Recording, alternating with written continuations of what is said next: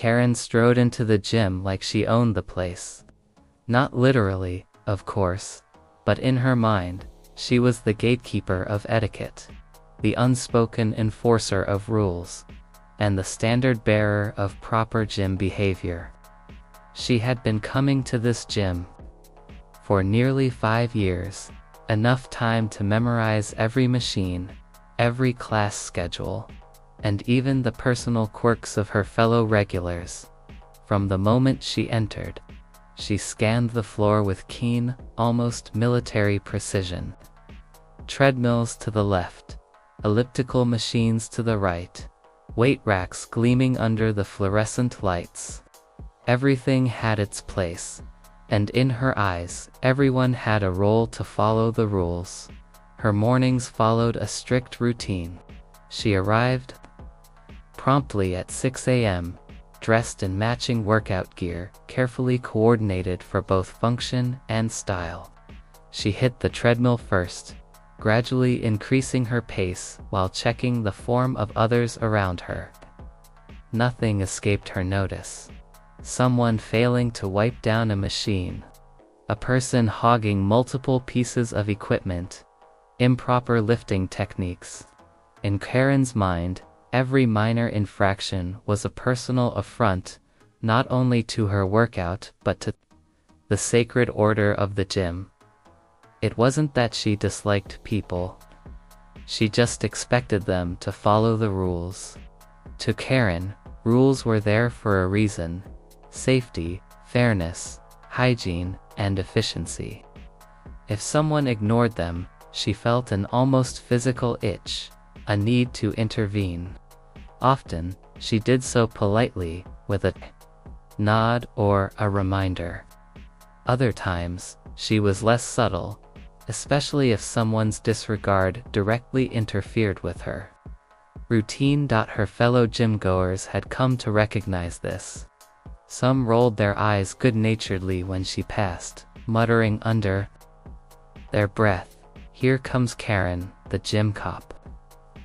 Others nodded in silent agreement, grateful for her vigilance, though few admitted it aloud. Deep down, Karen didn't mind the nicknames. In fact, she wore them like badges of honor. She prided herself on keeping order, believing she was contributing to a better, safer environment for everyone. What made Karen both formidable and flawed, however, was her confidence, bordering on arrogance, and her quickness to judge. She believed she could read a person in moments, deciding instantly whether they were responsible, disciplined, or simply careless. She rarely considered that her judgments might be clouded by unconscious bias. The world, she assumed, often required her intervention, and she had made it her mission to step in when she thought it was needed. On this particular morning, Karen adjusted the straps of her gym bag, wiped her palms, and mentally prepared herself for another routine workout. But as she walked past the reception desk, glancing at the schedule for the day's classes, she noticed a newcomer, or at least someone she hadn't seen before, sitting near the weights. He was casually dressed, relaxed, and seemingly unaware of the unspoken rules that governed the gym's atmosphere. Karen's eyes narrowed. A knot of irritation formed in her stomach. How dare someone ignore the implicit order she so carefully maintained? Without realizing it, her mind had already labeled him careless, oblivious, perhaps even arrogant. She didn't know him, but that didn't matter. To Karen, appearances and first impressions were often all she needed to act. Little did she know, this man was about to challenge everything she thought she knew about control, judgment, and appeal. In the process, teach her a lesson that no amount of rules could have prepared her for. Karen's gaze remained fixed on the man across the gym floor. He was tall, athletic, and carried himself with an effortless calm that immediately grated against her sense of order. He was adjusting a bench, seemingly about to begin a workout, but he wasn't following her unspoken rules. He had left a towel on the floor instead of draping it over the bench, and he was taking a sip of water without pausing to wipe down the station afterward. To Karen, these were not minor infractions, they were signs of disregard, a subtle but unmistakable disrespect for the order she believed kept the gym running smoothly. Her jaw tightened. She had tried to ignore him at first, telling herself that perhaps it was an innocent oversight. But as she walked closer, each step made her irritation swell. Every small gesture of his casual posture, the slight smile as he adjusted the bench felt like a personal affront. Karen approached him directly, her hands resting on her hips, her body language asserting authority. "Excuse me," she said sharply, her tone leaving no room for negotiation. "You're going to need to wipe that down properly before using it. And please make sure to follow the gym rules. We don't leave equipment like that lying around." The man looked up at her, calm and unbothered. He gave her a polite nod, but there was no trace of defensiveness or irritation in his expression. "I'm happy to do that," he said evenly. "Thanks for the reminder." Karen's eyes narrowed. Polite, sure, but polite wasn't enough. To her, he needed to understand the gravity of breaking the rules, the unspoken social contract she maintained at the gym. "I'm serious," she said, her voice rising slightly. "You can't just ignore the rules here. If you can't follow them, I'm going to have to ask you to leave." At that moment, a few nearby gym-goers glanced over, sensing the tension. Some stifled smiles, others exchanged knowing glances. Karen felt a rush of satisfaction. She believed she was asserting control, maintaining order. She believed she was doing the right thing. The man, however, did not flinch. He remained seated on the bench, exuding calm authority. "I understand," he said softly, "but I don't think there's a need to escalate. I was about to clean up anyway." Karen's face flushed. His calmness infuriated her, as if he were mocking her vigilance. She straightened, planting both feet firmly on the floor. "No, this isn't about being polite. It's about respect. Respect for the gym, for the members, for the rules. I can't have someone walking around ignoring them." The other members continued to watch, sensing a drama unfold.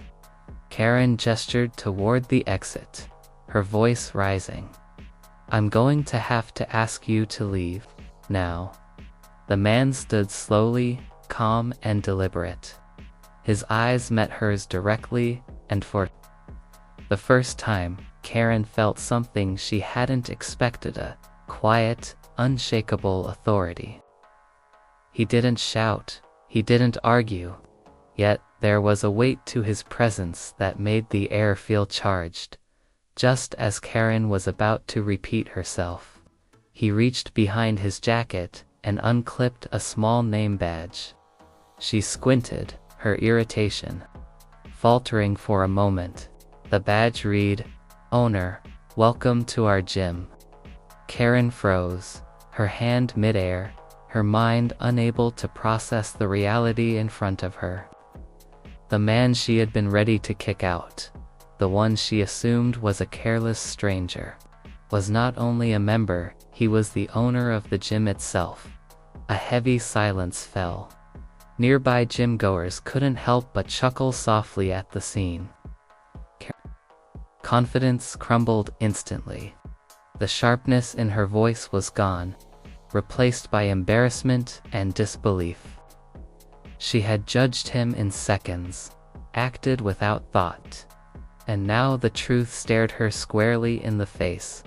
Her cheeks burned as she fumbled for words, trying to recover from the humiliation. I didn't know, she stammered. The owner, however, remained calm, almost amused.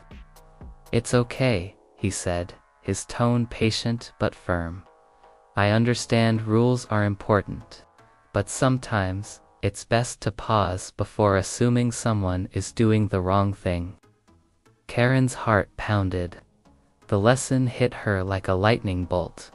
Appearances can be deceiving, and assumptions can lead to embarrassing and humbling mistakes. At that moment, she realized this encounter would stick with her far longer than any lecture on gym etiquette. This was not just about rules. It was about respect, humility, and the importance of seeing beyond surface judgments. Karen stood frozen. The words "Owner, welcome to our gym," emblazoned on the badge still imprinted in her mind. Her mouth opened and closed, but no coherent words came out. Around her, the gym hummed with activity, yet for her, the noise seemed distant, almost irrelevant.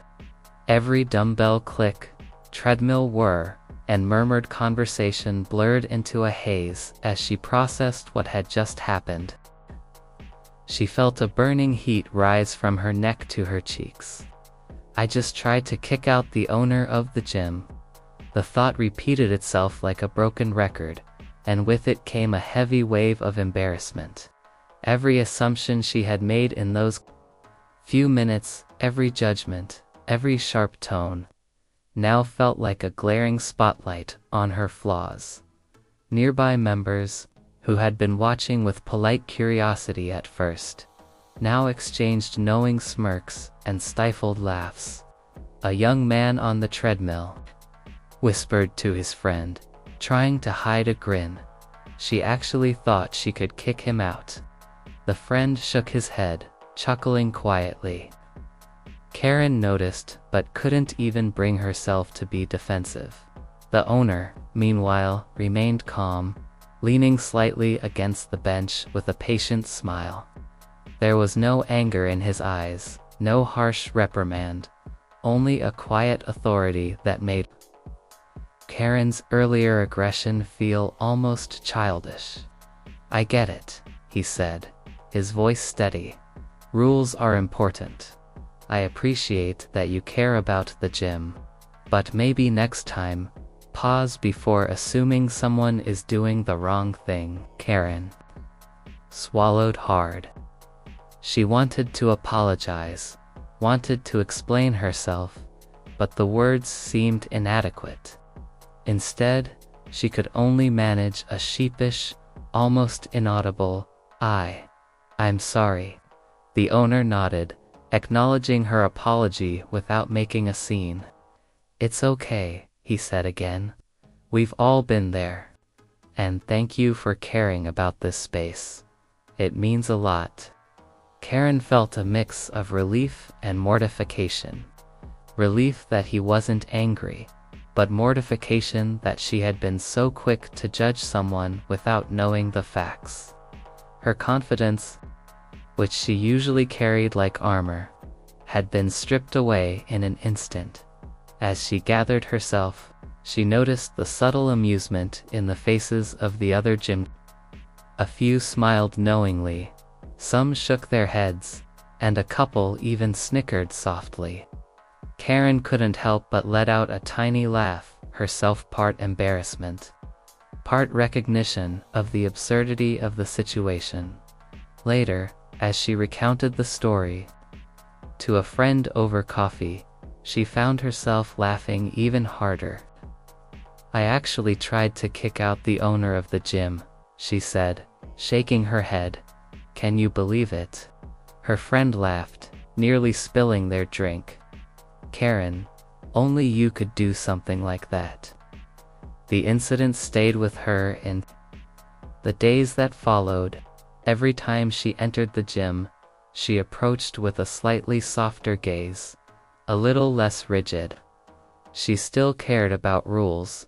Of course, some things couldn't be ignored, but she began to realize that order and respect didn't always mean stepping in immediately or assuming the worst.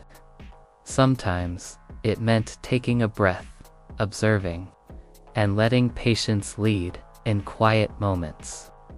She thought about the owner's calm demeanor and his ability to assert authority without arrogance. It struck her that real leadership wasn't about enforcing rules aggressively.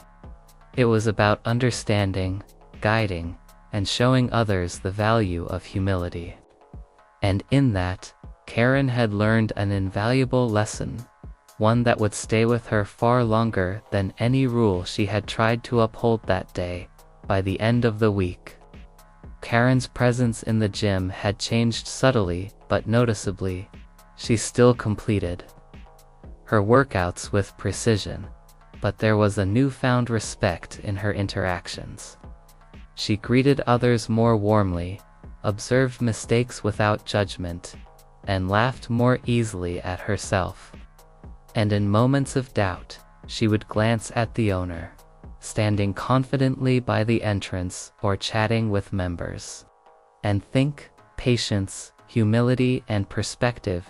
This is what real respect looks like. In the days that followed the incident, Karen found herself replaying the confrontation over and over in her mind.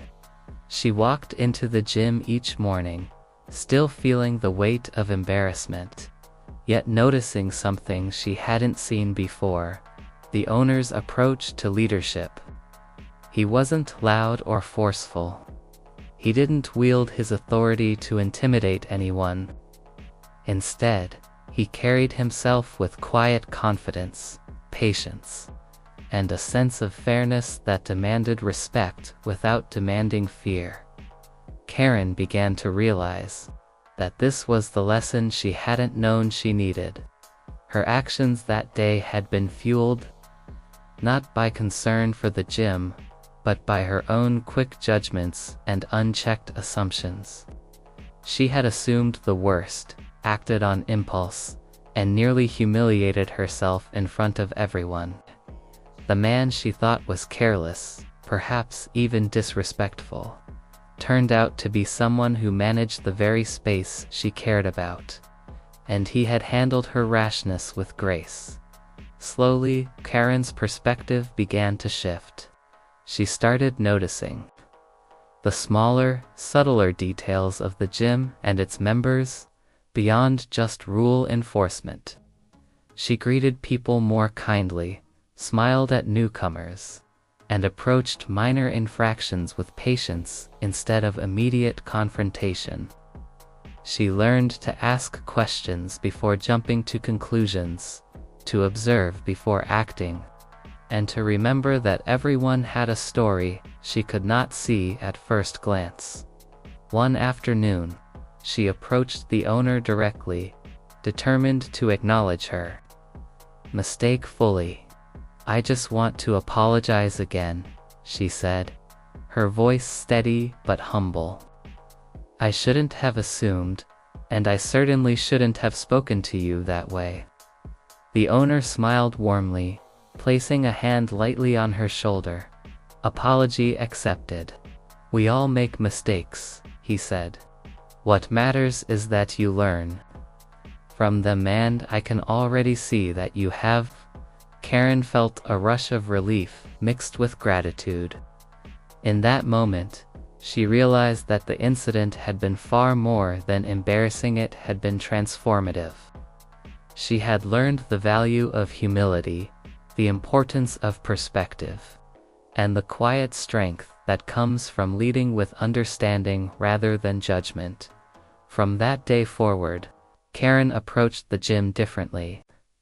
She still loved structure, order, and proper etiquette, but she now balanced it with patience, empathy, and a recognition that appearances could be deceiving.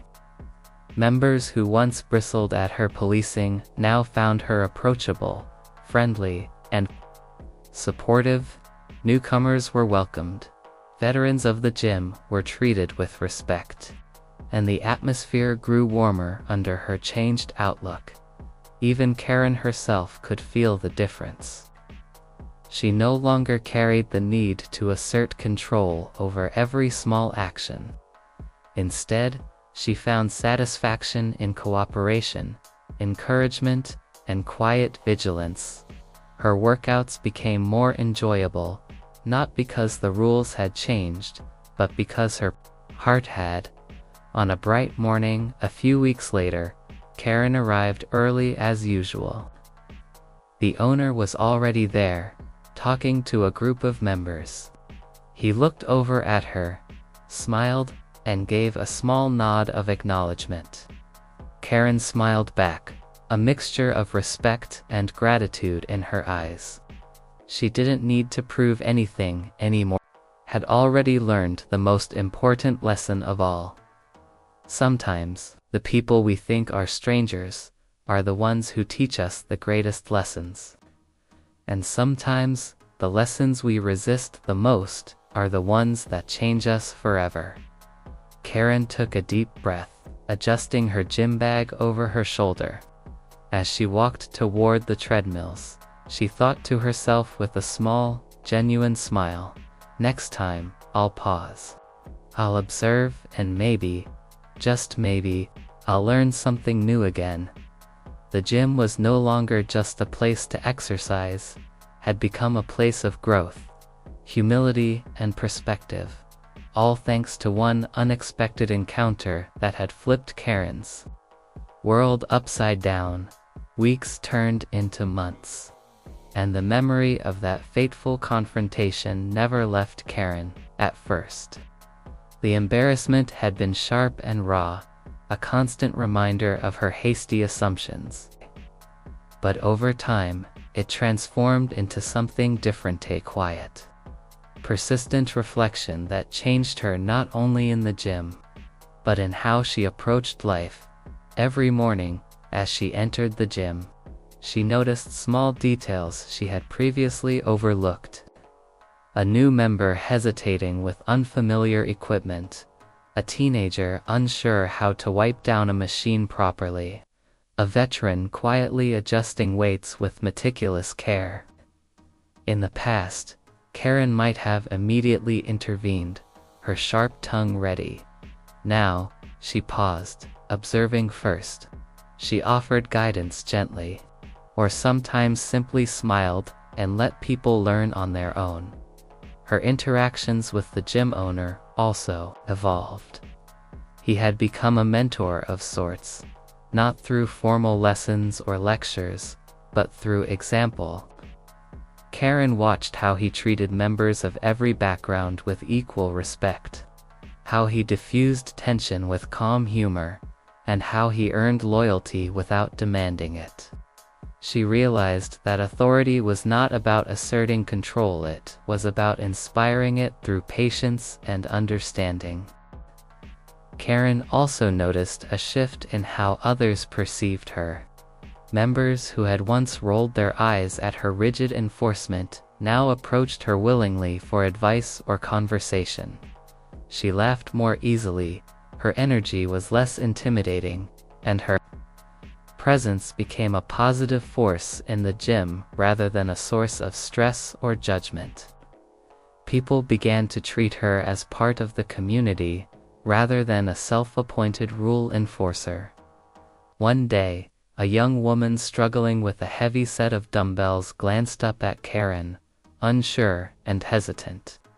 Karen walked over, offering a calm, supportive voice. "Take your time, you've got this. If you need help, I'm right here." The woman smiled, grateful, and Karen felt a warmth she had never experienced in her role as a strict enforcer of rules. It struck her then how much she had grown. The gym had become more than a place for physical exercise, had become a place of personal growth, connection, and reflection. That single encounter with the owner, which had initially filled her with mortification, had sparked a profound transformation in her character. Karen also began to carry this lesson outside the gym. She noticed moments in daily life where assumptions might have led her astray. A barista moving slowly behind the counter, a colleague making a mistake, a stranger behaving differently than expected. Each time, she paused, reminded of the man she had nearly kicked out, and asked herself, "Do I know the full story? Am I seeing this clearly, or just assuming?" The change didn't make her perfect, but it made her more thoughtful, more patient, and more humble. People responded positively, and Karen felt an unexpected joy in helping and guiding without judgment. She realized that respect, understanding, and humility were far more powerful than control, authority, or the need to be right. On a quiet morning, as she finished her workout and stretched by the window overlooking the city, Karen caught sight of the gym owner across the floor. He smiled and gave her a subtle nod. She smiled back, not with fear or apprehension, but with gratitude and newfound confidence in that moment. Karen reflected on the extraordinary lesson she had learned from one small, seemingly ordinary encounter. Never judge too quickly, always pause to understand, and recognize that humility is a strength, not a weakness. She left the gym that day lighter, not only in spirit, but in perspective. She had discovered that growth often comes from the most unexpected situations. And sometimes, the hardest lessons lead to the most lasting change. Karen walked into the world beyond the gym with a quiet confidence, a sense of empathy, and a readiness to see people for who they truly were. Lessons born from one unforgettable moment of humility, humor, and human connection. Months after that fateful encounter, Karen walked into the gym with a different perspective. She no longer approached the space with rigid rules as her only guide. Instead, she carried with her a sense of humility, patience, and awareness of how her actions affected others. The gym was still a place for discipline and order, but it had become something far richer, a place where respect, understanding, and human connection flourished alongside strength training. The change in Karen's demeanor did not go unnoticed. New members smiled at her as she passed. Longtime regulars greeted her warmly, sharing stories or joking lightly. Even small acts offering assistance with weights, encouraging someone struggling with their form, or patiently waiting to correct a minor mistake felt profoundly satisfying in a way she had never expected. The gym had transformed from a battleground of rules to a community of growth. Karen also found herself reflecting on the owner's subtle but powerful lessons. He had never scolded her publicly, never asserted authority with anger, yet the encounter had reshaped her entirely. She admired how he led not through intimidation or force, but through example. Calm, fair, and perceptive, he commanded respect naturally, inspiring everyone around him to be their best selves. Karen realized that true leadership and influence came from understanding and empathy rather than power and control. One bright morning, as she adjusted her gym bag and prepared for a routine workout, Karen noticed a young man struggling with the rowing machine. Without hesitation, she walked over and offered guidance, speaking calmly and encouragingly. The young man nodded, grateful, and Karen felt an unfamiliar warmth spread through her chest. It was satisfaction rooted not in enforcing rules, but in helping someone grow and succeed. Later, she glanced toward the owner, who was speaking with a small group of members. He caught her eye and gave a subtle nod of acknowledgement, a quiet reminder of the day her assumptions had nearly humiliated her. Karen smiled back, no longer ashamed, but grateful. The experience had changed her fundamentally. She understood the power of humility, the value of pausing before judgment, and the unexpected ways life teaches lessons. Karen's transformation extended beyond the gym. In her personal and professional life, she approached situations with more patience, listening more carefully and holding back assumptions. She began noticing the small ways people expressed themselves, the nervous glance of someone unsure, the quiet confidence of someone who had been underestimated. Every day offered new opportunities to practice empathy, to see beyond appearances, and to lead with understanding rather than judgment. The gym, once just a place of exercise, had become a symbol of growth and renewal. Karen now entered it not as an enforcer, but as a participant in a living, breathing community. Her perspective had shifted entirely. She had learned that the most meaningful changes often come from unexpected moments, and the lessons that initially wound us can ultimately set us free. As Karen finished her workout and walked toward the exit, she looked around at the gym buzzing with life members, stretching, chatting, and training with focus. She felt a sense of belonging, a quiet confidence, and gratitude for the journey she had undergone. For Karen, the gym was no longer just about rules.